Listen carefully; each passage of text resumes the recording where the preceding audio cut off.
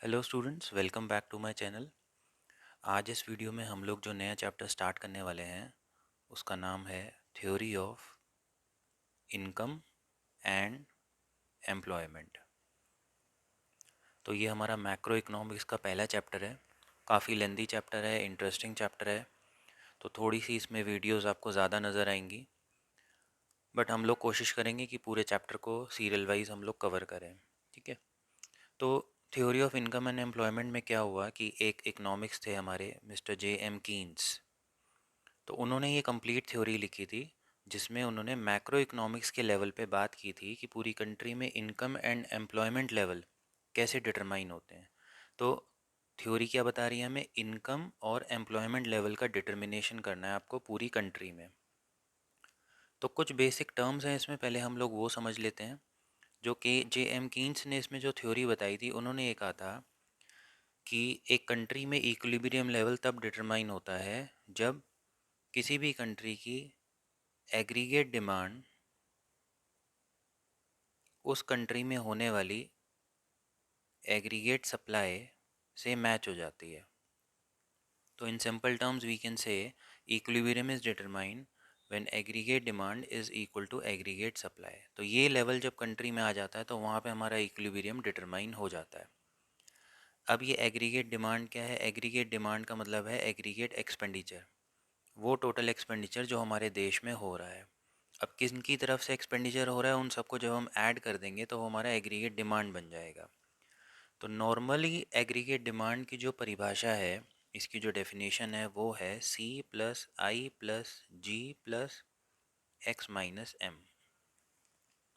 यानी कि C consumption expenditure, ये वही प्राइवेट फाइनल कंजम्पशन एक्सपेंडिचर है जो हम लोग करते हैं हाउस होल्ड वाले। आई यहाँ पे मतलब होता है इन्वेस्टमेंट एक्सपेंडिचर।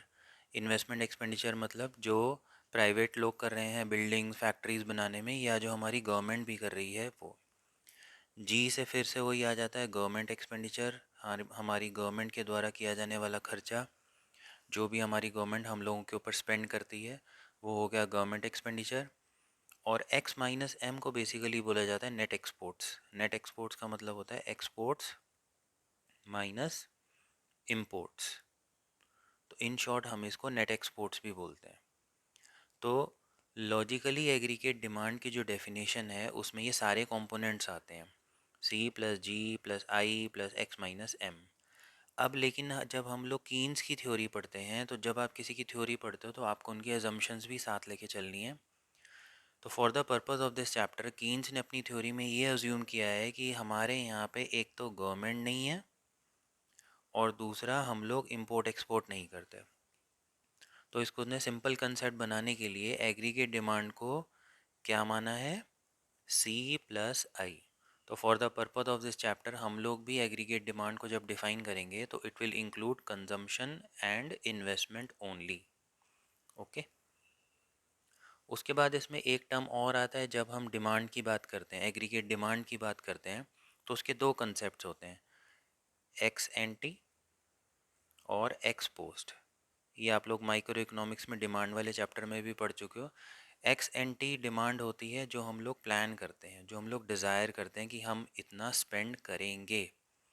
और एक्स पोस्ट डिमांड जो होती है वो इफ़ेक्टिव डिमांड होती है, यानी कि एक्चुअल डिमांड होती है जो लोग एक्चुअली ख़रीदते हैं। फिर से वही बात, ये हम प्लान करते हैं, ये हम एक्चुअली स्पेंड करते हैं मार्केट में। कीन्स की थ्योरी हम लोग पढ़ रहे हैं, तो कीन्स ने अपनी थ्योरी में डिमांड को एक्स एंटी माना है। तो आप लोग भी क्या मानोगे? एक्स एंटी, यानी कि डिज़ायर्ड डिमांड। तो जब भी हम एग्रीगेट डिमांड की बात करेंगे तो हम डिज़ायर्ड डिमांड की बात करेंगे। तो in short aggregate demand is equal to consumption plus investment. अब हम डिटेल में पढ़ेंगे कंजम्पशन को, फिर हम ऐसे देखेंगे इन्वेस्टमेंट को, उसके बाद हम लोग एग्रीगेट सप्लाई के कंसेप्ट पे जाएंगे। तो अब हम लोग जो देखने वाले हैं वो है कंजम्पशन। एग्रीगेट डिमांड का पहला पार्ट अब हम लोग पढ़ेंगे कंजम्पशन। इन शॉर्ट हम लोग को कंजम्पशन फंक्शन ही पढ़ना है। तो कंजम्पशन के बारे में हम सारी डिटेल्स इस पार्ट में देखेंगे। तो पहले तो आप ये समझ लो कि कंजम्पशन जो होता है वो फंक्शन होता है किसका? इनकम का। क्योंकि कंजम्पशन जो है वो पूरी तरह से आपकी इनकम पे डिपेंड करती है। तो ये इसकी फर्स्ट प्रॉपर्टी है कंजम्पशन फंक्शन की। तो कंजम्पशन फंक्शन हमें क्या बताता है relationship between income and the desired consumption. बार बार हम लोग एक्स एन टी की बात करेंगे।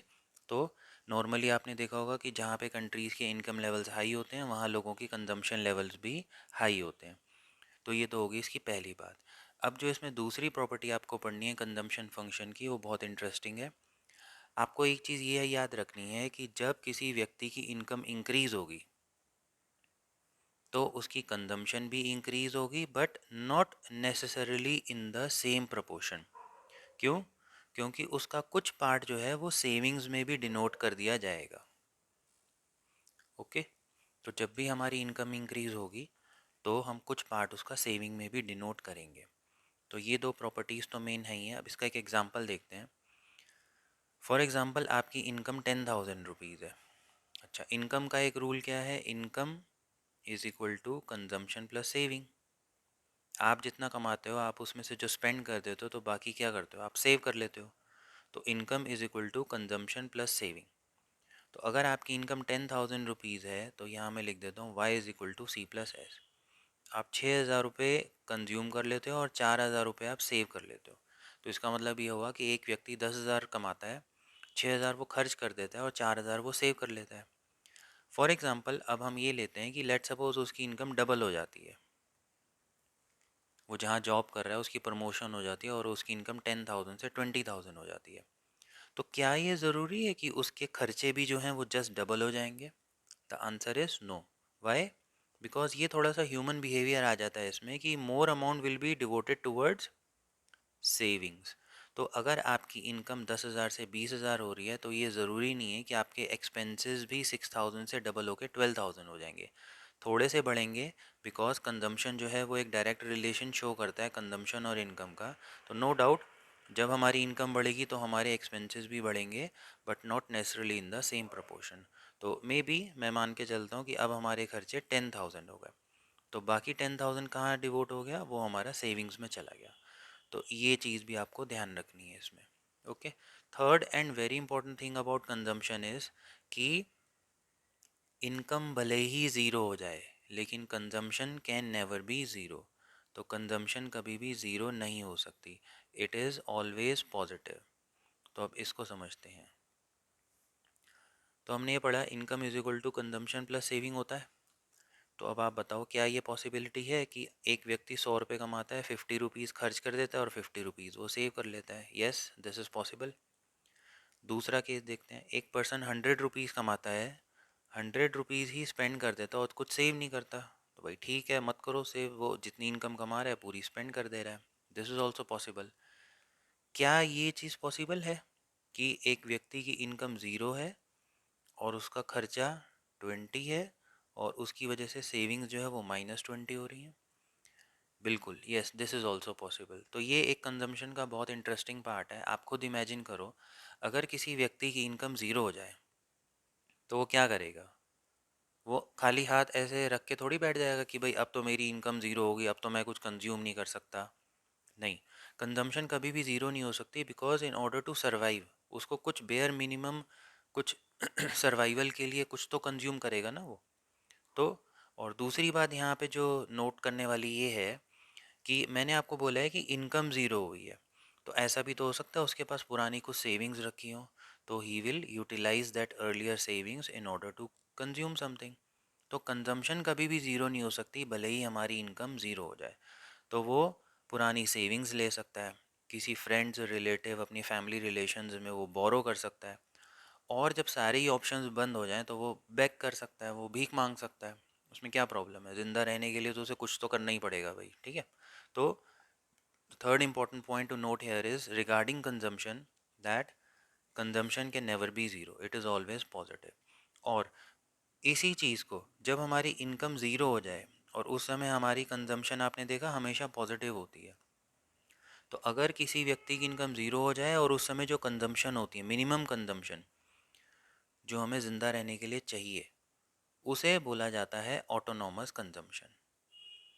तो ये क्वेश्चन कई बार अलग से 2 मार्क्स में भी पूछा जा सकता है। What do you mean by autonomous consumption? तो autonomous consumption means that minimum consumption which is required even when your income level is zero. Okay, तो हम लोग ये कंजम्पशन की बात अभी यहाँ पे कंप्लीट करते हैं। इसके बाद हम इसका कंजम्पशन और इनकम के रिलेशनशिप में कुछ फंक्शन निकालेंगे इसके, एपीसी एमपीसी करके, वो देखते हैं। तो अभी हमने कंजम्पशन और इनकम का रिलेशनशिप समझा। इसमें हमें पता चल गया कि कंजम्पशन जो है वो इनकम पे डिपेंड करती है। अब इससे रिलेटेड कुछ और कंसेप्ट देखते हैं जो इस रिलेशनशिप को प्रूव करते हैं। तो इस बात को ध्यान रखना है, income is equal to consumption plus saving. तो मैं एक सिंपल सा एग्जांपल लेके चल रहा हूँ। इनकम 10,000 है, कंजम्पशन आपकी 6,000 है और सेविंग आपकी 4,000 है। सबसे पहले हम लोग कैलकुलेट करेंगे एपीसी। एपीसी का मतलब होता है average propensity to consume, meaning to say कि आप अपनी इनकम का कितना हिस्सा स्पेंड कर देते हो। इसका सिंपल सा फॉर्मूला होता है सी अपॉन वाई। तो APC shows the relationship between consumption as a part of income, इनका रेशो। तो इस एग्जांपल के हिसाब से देखें तो आपकी कंजम्पशन 6,000 है, इनकम 10,000 है, तो आपका जो रेशो निकल के आता है वो है 0.6। तो एपीसी कितना बना यहाँ पे, 0.6। अब दूसरी बात यहाँ हम निकालेंगे एपीएस। एपीएस मतलब एवरेज प्रोपेंसिटी टू सेव, यानी कि कोई भी व्यक्ति अपनी इनकम में से कितना हिस्सा सेव कर लेता है। तो उसका फॉर्मूला हो गया एस अपॉन वाई। यहाँ पे हमारी सेविंग 4,000 है, इनकम 10,000 है, तो हमारा एपीएस निकल के आता है 0.4। इंपॉर्टेंट बात जो आपको यहाँ पे ध्यान देनी है वो ये है कि APC plus APS always equal to 1, because it simply means आप जितना पोर्शन यहाँ पे स्पेंड कर रहे हो तो इसका मतलब बाकी आप बचा रहे होगे। तो एपीसी और एपीएस दोनों मिला के बन जाएंगे 1। अब हम फर्दर इस एग्जांपल को आगे लेके चलते हैं। अब मैं आपको दो लेवल्स देता हूँ, इनकम के भी और कंजम्पशन के भी। पहले हमारी इनकम 10,000 थी, हमारी कंजम्पशन 6,000 थी और हमारी सेविंग 4,000 थी। हमारी इनकम बढ़ के 20,000 हो जाती है, हमारे एक्सपेंसेस बढ़ के 10,000 हो जाते हैं और बाकी 10,000 हम सेव कर लेते हैं। अब जब आपको 2 साल का डेटा दिया जाता है तो can you find the change. Yes, change निकालने के लिए आपको 2 साल का डेटा ही तो चाहिए कि इनकम में कितना चेंज आया, कंजम्पशन में कितना चेंज आया और सेविंग में कितना चेंज आया। तो इससे रिलेटेड अब हम लोग निकालेंगे एमपीसी। एमपीसी का मतलब क्या हुआ, मार्जिनल प्रोपेंसिटी टू कंज्यूम। तो मार्जिनल प्रोपेंसिटी टू कंज्यूम हमें ये बताता है कि इनकम के चेंज होने पे आप अपनी कंजम्पशन को कितना चेंज करते हो। तो मार्जिनल वर्ड जो आएगा यहाँ पे चेंज की बात आएगी। तो इसका फॉर्मूला बनता है delta C upon delta Y, change in consumption upon change in income. अब चेंज निकालने के लिए इसीलिए 2 साल का डेटा दिया गया। तो can you find what is the change in consumption. पहले हमारी कंजम्पशन 6,000 थी, बाद में हमारी कंजम्पशन 10,000 हो गई। So the change in consumption is 4,000। And what is the change in income, पहले हमारी इनकम 10,000 थी, उसके बाद हमारी इनकम 20,000 हो गई। तो change in income is 10,000। So the answer is 0.4।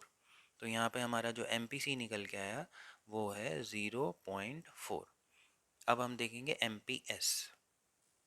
तो वही वाला एग्जाम्पल हमने लिया और अब हम कैलकुलेट करेंगे एम तो एम की फुल फॉर्म क्या बनी फिर, मार्जिनल प्रोपेंसिटी टू सेव, यानी कि आप अपनी इनकम में से कितना हिस्सा स्पेंड कर लेते हो। तो what is the change in saving on change in income, तो delta S upon delta Y. तो वापस वही एग्जांपल लेते हैं। सेविंग्स में अगर आप देखोगे तो 6,000 का चेंज आ रहा है, ओके, और इनकम में हमारा 10,000 का चेंज आ रहा है। तो अगर हमें एम निकालना हो तो what was the change in saving 6,000, what was the change in income 10,000, so the answer is 0.6। तो यहाँ पे भी आपको एक रिलेशनशिप दिखता हुआ नज़र आ रहा होगा, M P C plus M P S always equal to 1। भाई सिंपल सी बात है, आप अपनी इनकम जब बढ़ जाएगी तो उसमें से जितना पोर्शन आप कंजम्पशन में लगा दोगे ऑब्वियसली रिमेनिंग पोर्शन ही आप सेविंग में लगाओगे। तो M P C plus M P S भी ऑलवेज इक्वल टू 1 होता है और A P C plus A P S भी ऑलवेज इक्वल टू 1 होता है। तो अगर ये 0.6 है, 0.4, 0.5, 0.5, 0.1, 0.9, और अगर ये हो गया 1 तो ये कितना होगा, 0, बिकॉज 1 प्लस 0 1 होता है। ओके, तो ये रिलेशनशिप भी आपको इसमें ध्यान रखना है। अब यहाँ पे आप लोग एमपीसी से रिलेटेड एक कंसेप्ट और देखिए और इसी को हम लोग कंजम्पशन फंक्शन में इंक्लूड करेंगे।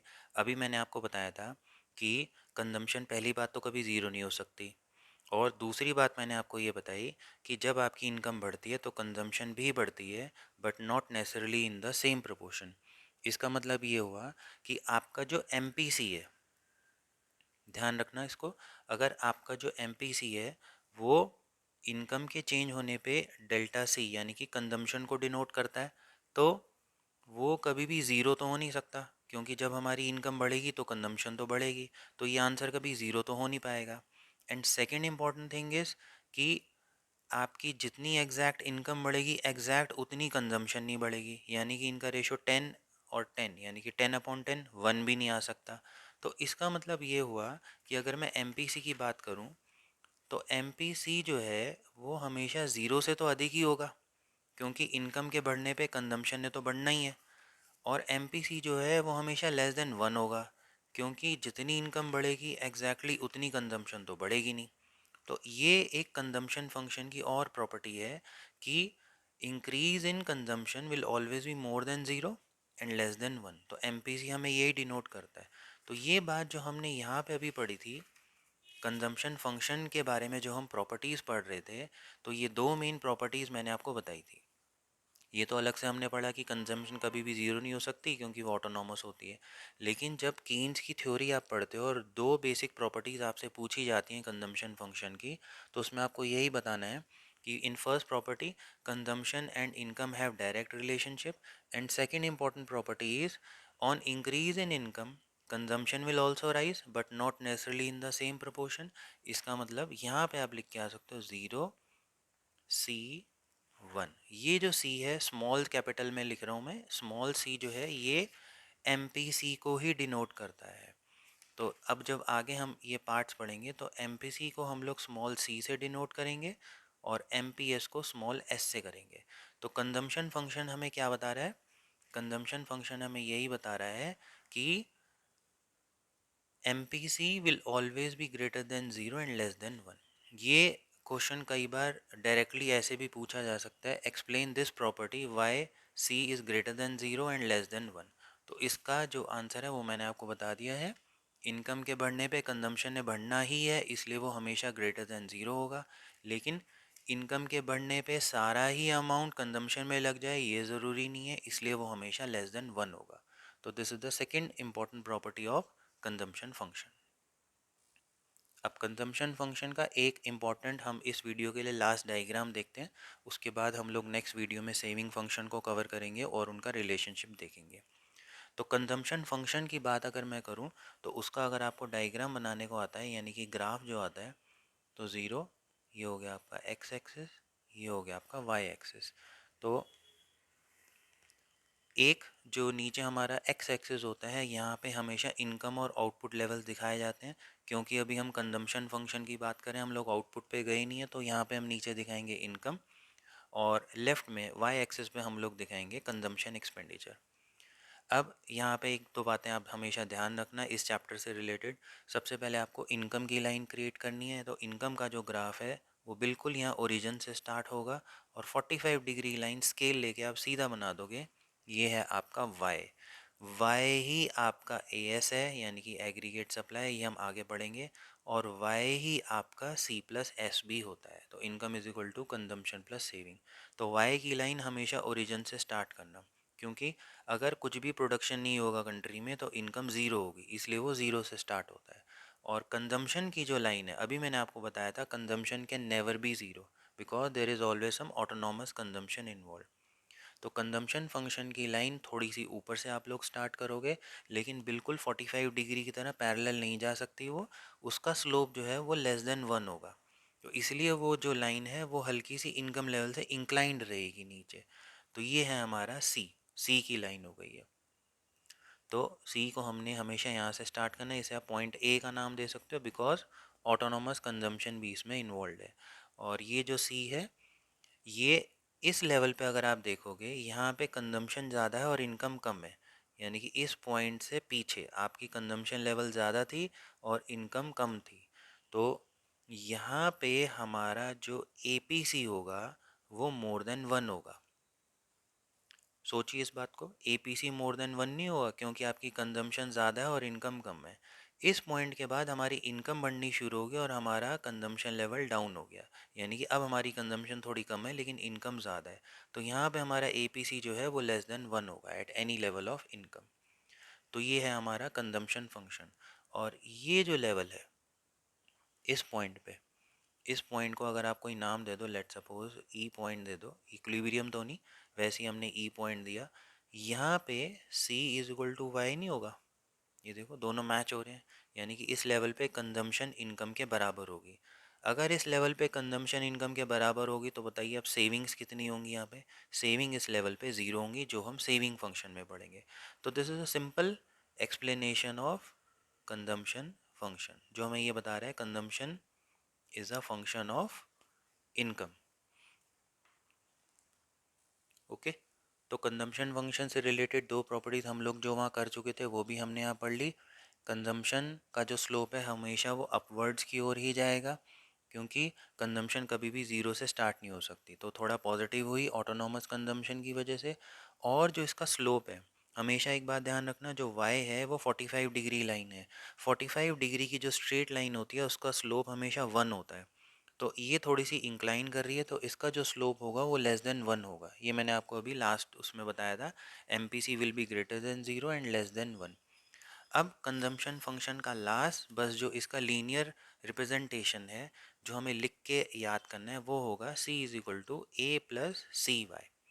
तो ये इंपॉर्टेंट कंजम्पशन फंक्शन है, क्योंकि इसमें एक तो ऑटोनॉमस कंजम्पशन इन्वॉल्व है। भाई सी में कभी भी वो ज़ीरो तो हो नहीं सकती, तो there is always some autonomous consumption involve.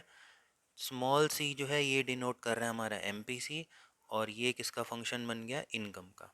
तो c is equal to A plus C Y. तो लेट सपोज मैं आपको कहता हूँ c is equal to 100 plus 0.6 Y. तो इस इक्वेशन का क्या मतलब हुआ, इस इक्वेशन का मतलब हुआ कि 100 तो ऑटोनॉमस कंजम्पशन है ही है, यानी कि ये तो हमें चाहिए ही चाहिए। हमारा एम पी सी 0.6 है, यानी कि कंज्यूमर की इनकम जितनी भी बढ़ेगी वो उसका 0.6 स्पेंड कर देता है। और वाई यहाँ पे एक चेंज होने वाला वेरिएबल फैक्टर है। वाई जैसे जैसे चेंज होगा वैसे वैसे आपका सी का आंसर भी चेंज होगा।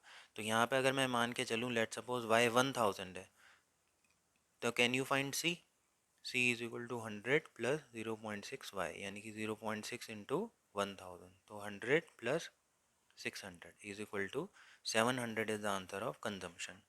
तो इनकम 1000 है, कंजम्पशन 700 निकल के आई, तो ऑब्वियसली यहाँ पे सेविंग्स जो रही होंगी वो 300 की रही होंगी। अब मैं इनकम को चेंज कर देता हूँ, लेट सपोज इनकम को मैं 2000 कर देता हूँ। Can you find C, C is equal to 100 plus 0.6 Y, यानी कि 0.6 इंटू 2000। तो ये होगा 1200 प्लस 100 इज इक्वल टू 1300। तो एक बात आपने नोट करी यहाँ पे, इनकम 1000 से 2000 हुई, लेकिन कंजम्पशन देखो 700 से 1400 नहीं हुई, थोड़ी सी कम हो गई ना अब। तो क्योंकि कंजम्पशन का जो स्लोप है वो लेस देन 1 है, तो वो सेम प्रोपोर्शन में कभी भी इंक्रीज नहीं होती है। So this is yet another important thing about the consumption function. ये आपको आगे न्यूमेरिकल्स में भी हेल्प करेगा।